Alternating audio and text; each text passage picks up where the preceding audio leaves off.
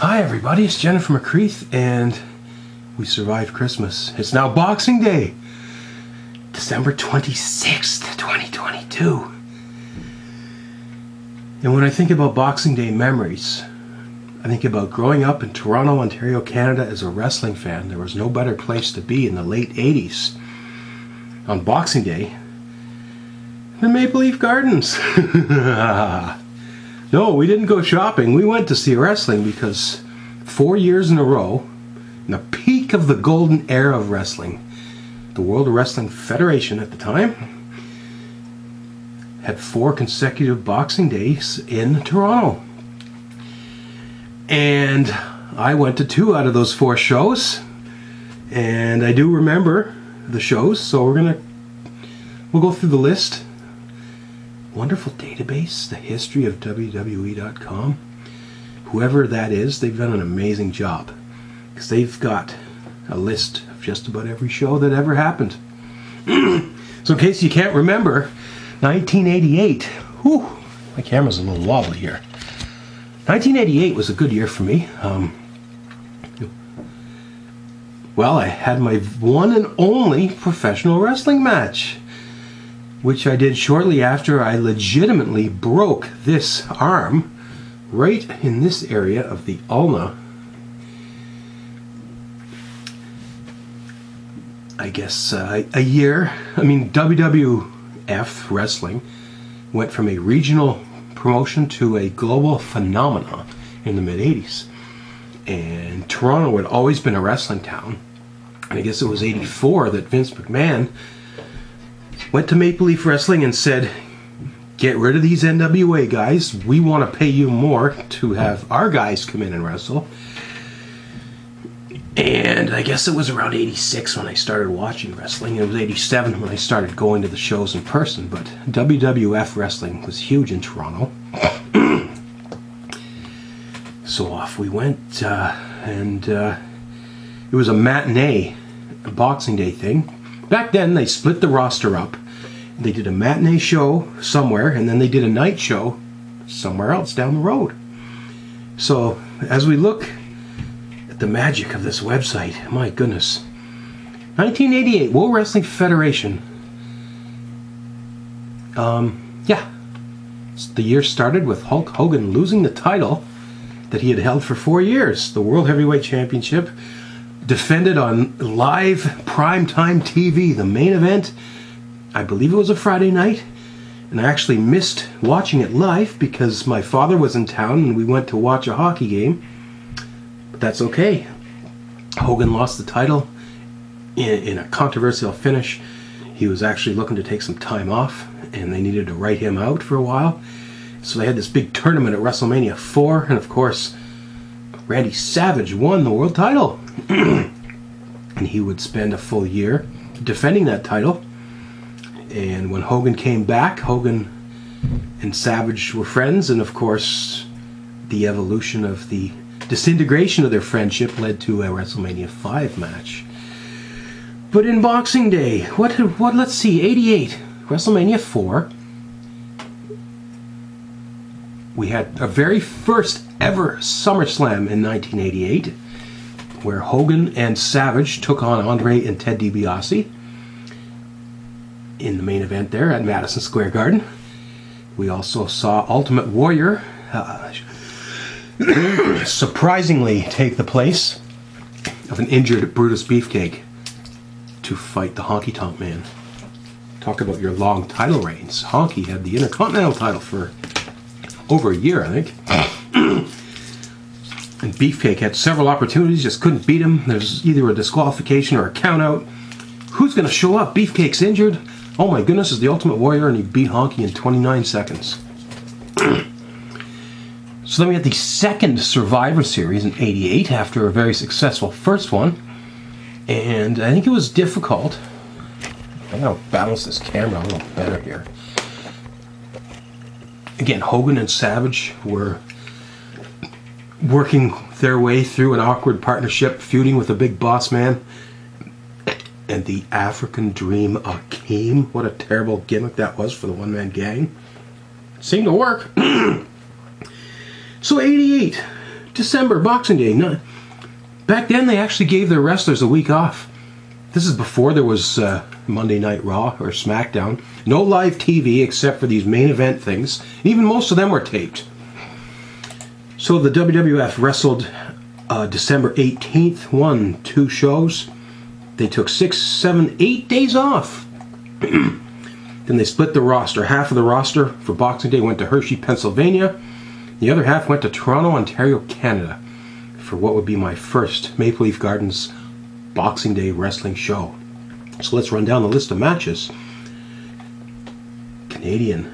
Canada's greatest athlete, allegedly, Iron Mike Sharp, who had this big forearm pad. He had supposedly an injured arm, and he had this brace on the arm. And of course, he would sneak something into the little kind of weapon, you know, put it in, and then wham, buddy in the head with the forearm thing. So he had a bad forearm for like 10 years. But by then, he was just a jobber. He was on television to lose matches. But of course, he's Canadian, and we love our Canadian superstars, so he's a bad guy, but we were cheering for Iron Mike. He took on Jose Luis Rivera, another jobber. And Iron Mike won the match. I honestly don't remember any of this match.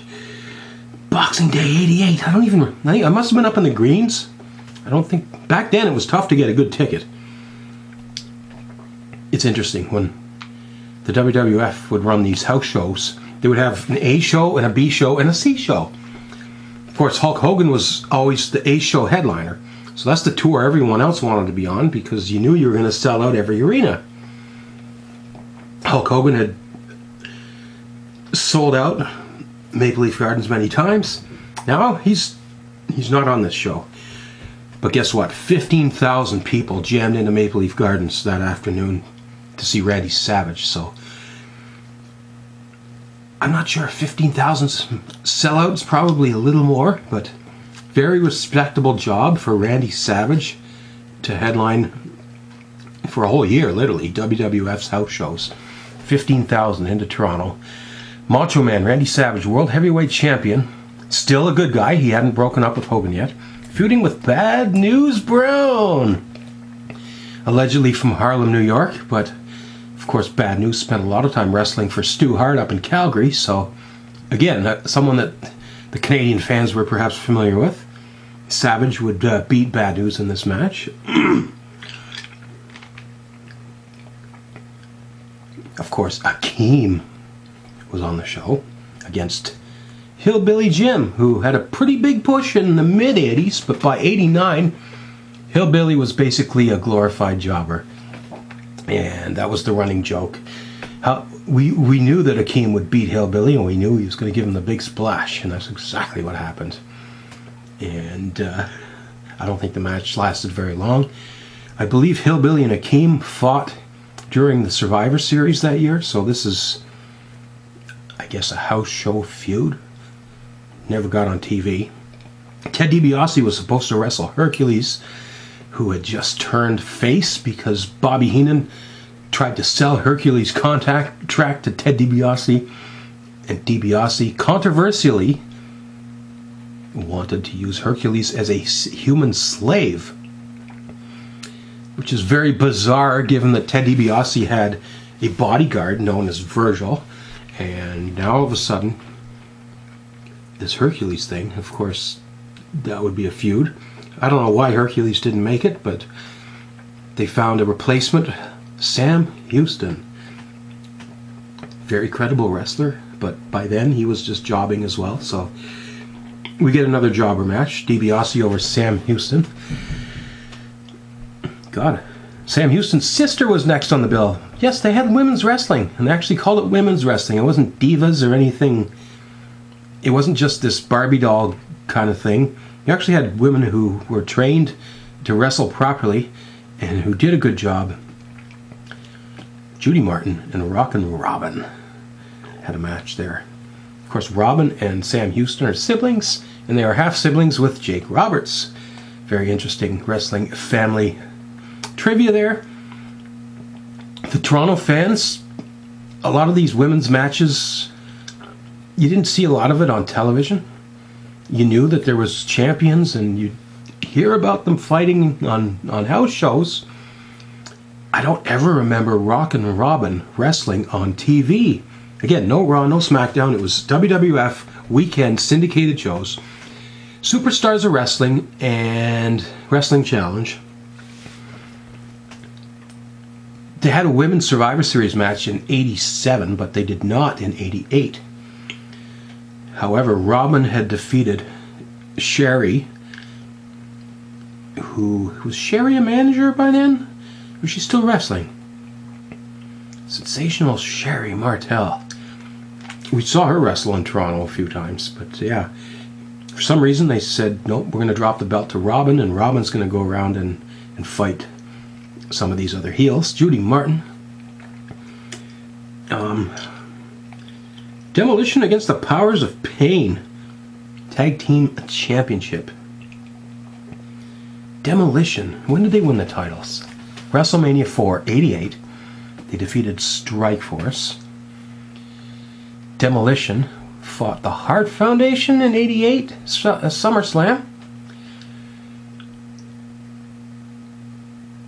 88, that was when they did the double turn. Demolition was heel. Powers of Pain had just started wrestling, and they were faces. But it seemed quite evident that the fans wanted to support Demolition because they're so cool.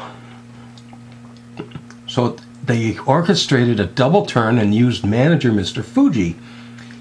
During that Tag Team Survivor Series match, Fuji turned on Demolition and allowed the Powers of Pain to win. So Fuji left the Tag Team Champions to go manage the challengers, who he thought were a better team. As did everyone else. Powers of Pain were really pushed hard. However, this would backfire, and so you now got a heel Powers of Pain chasing champion Demolition. And Demolition would go on to defeat them at this house show and other house shows. And that feud kept going right into April, WrestleMania. They got Fuji in the ring for a match, and Demolition beat Fuji. Then they split the Powers of Pain up eventually into singles, and Demolition, they held those titles for a long time.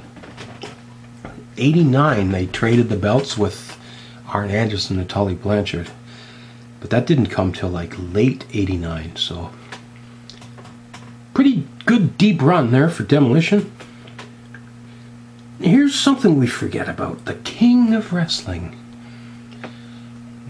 They actually had an annual King of the Ring tournament quietly at house shows long before the actual King of the Ring pay-per-view happened. And I guess at one point, longtime NWA wrestler Harley Race decided to sign on with Vince McMahon. And they wanted to give him some sort of gimmick that would recognize him as a great of the sport without having to actually mention that he was the main competition's top champion for all those years. So instead of representing the NWA World Championship, they just called him the King. And he came out in this purple outfit and won the King of the Ring tournament quietly at a pay-per-view, or no, a house show. So he was the king, and he never defended the crown. He would have matches, win or lose. He would always have this crown gimmick. He feuded famously with the Junkyard Dog. They had a match at WrestleMania 3. And then the King would move on to feud with Hacksaw Jim Duggan. And they would have some phenomenal matches, both on television and in the house shows. I actually saw them fight twice. Once in Toronto and once in Halifax. After the Duggan feud, Harley got injured in a match with Hulk Hogan. And he had to take some time off. Back then, when they did table spots, they didn't gimmick the tables.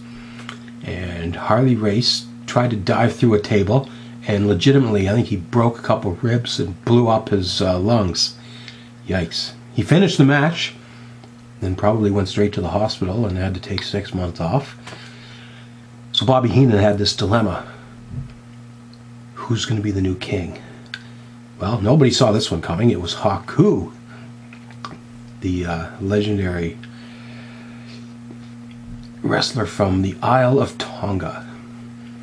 So Haku was the king, and he was given a big push, and he got the purple robe and the crown. Then all of a sudden, Harley decided to come back in what I thought was a very poorly managed feud. Harley was not going to be a face, but this king gimmick, of course, was a heel gimmick. So for some reason they said, let's set up some house show matches between Haku and Harley, and Haku will win these matches as a way to kind of give him an extra push. Harley will pass the torch. They did that match. They even ran it at the Royal Rumble the next year, and then Harley just faded away. It was kind of a sad ending. This is probably the last time I saw Harley Race wrestle a match live in person. Losing effort to Haku. Ooh, they even got the finish on this website. Haku pinned Race with an elbow drop from the middle turnbuckle after blocking a superplex, throwing Race to the mat. Finishes were a little simpler back in those days. For the record, Demolition and the Powers of Pain fought to a double disqualification. There's that. There you go. 7 matches. 1, 2, 3, 4, 5, 6, 7. Mike Sharp over Jose Luis Rivera. Akeem over Hillbilly Jim. Pinfall Splash. DiBiase pinned Sam Houston. Rockin' Robin pinned Judy Martin. Demolition Powers of Pain double countout. Or no, double DQ. I honestly don't even remember. I do remember Akeem splashing Hillbilly because it was something we all knew was coming, and it was funny to actually see the splash. Haku, Harley, Savage and Bad News. I remember it was he pinned him with a schoolboy roll. Again, I don't remember much of the match. They would fight at Madison Square Garden a few days later, and that match would be video recorded, and it's out there probably on YouTube right now if you want to know what that match looked like. Split Squad. So while they were in Toronto, the other team, that was actually the A team. Here's the other show. Hershey, Pennsylvania, matinee. The Blue Blazer, Owen Hart, defeated the Conquistador, #1, which would have been Jose Estrada because Jose Rivera was on the other show. Dangerous Danny Davis pinned Lanny Poffo. That's pre-Genius. He's still leaping Lanny Poffo, the face. Ron Garvin fought Greg Valentine to a draw. I enjoyed the matches Ronnie and Greg had together. Steve Lombardi pinned Jim Powers. There's a throwaway match for you. Intercontinental Champion Ultimate Warrior defeated the Honky Tonk Man in the Steel Cage. Ooh. After that SummerSlam match, they would go on to have house shows, and Warrior would continue to beat Honky. I didn't know they had cage matches, though. That would have been fun to see. Arn and Tully defeated the Rockers. They had a good feud going on TV. Every time they tried to have a match, it would just turn into a brawl. And they brought it back the next week, and they did the same thing. And they just kept fighting and fighting and fighting outside of the ring. So if you wanted to actually see them have a real match, you'd go to the house show. Red Rooster defeated Coco Beware. Hacksaw Jim Duggan defeated Dino Bravo in a flag match. Interesting. So no Hogan. Hogan's taking time off here. Savage is headlining your A show. You got Duggan and Bravo, along with Honky and Warrior on your B show. 5,000 tickets in Hershey there. Then later that same night, the Hershey crew would go to Rochester, New York, which is not that far away. Or no, excuse me, this is a third. They had a C show. A C show. 3 separate rosters. God, this is a pretty good show. Jake Roberts versus Andre the Giant, Hart Foundation versus Rougeos, Beefcake and Ron Bass, Tito Santana, Rick Rude, Bushwhackers versus the Bolsheviks, and Paul Roma versus Mr. Perfect. Wow. So the Toronto show, those guys would go down the road about an hour to Kitchener for a night show there. And they actually shook the roster up a bit. Savage fought Akeem and beat him by countout in Kitchener. Bad News defeated Hillbilly Jim. Smash defeated the Barbarian after Axe interfered. The Warlord defeated Axe after Mr. Fuji interfered. Iron Mike Sharp defeated Scott Casey. Sam Houston defeated the Conquistador. Of course, Jose Luis Rivera. Hercules showed up for the night match and beat Virgil. DiBiase did not wrestle that night. Haku over Race, so they redid that match, and Robin over Judy, so they only had 2 matches. That's pretty cool. They mixed it up. God, the Andre Jake match went out. They went to Syracuse. Syracuse, Rochester, yeah, they're pretty close, 2 towns. A lot of the same matches here. Duggan, Bravo, Arn Anderson and Tully versus the Rockers, Garvin and Valentine. Oh, look, Hogan showed up for the night. Oh, this is... Oh my, I'm really confused now. 1, 2, 3, 4, 5, 6. So there were 6 shows on Boxing Day, excuse me. Hogan actually showed up in Washington, Landover, Maryland. Syracuse was Andre and Jake. Oh, okay. So the show that in the afternoon that just had Duggan and Warrior, they would pick up Hogan for the night show. Hogan defeated the Big Boss Man.